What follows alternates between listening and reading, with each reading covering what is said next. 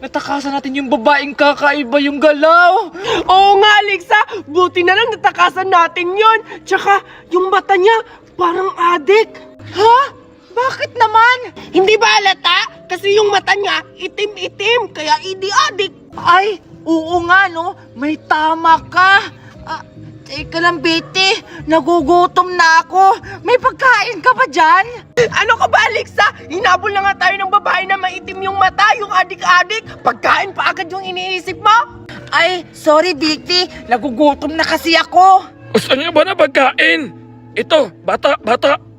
Oh, kunin niyo na! Kain! Hala, Alexa! May pagkain siya! Sakto! Nagugutom na rin ako! Oo nga, o sige, kunin na natin. Sige. Akin na! Ikaw na, Alexa! Kakain na tayo! Teka, bakit nakatakip yung mukha mo? Hala! Teka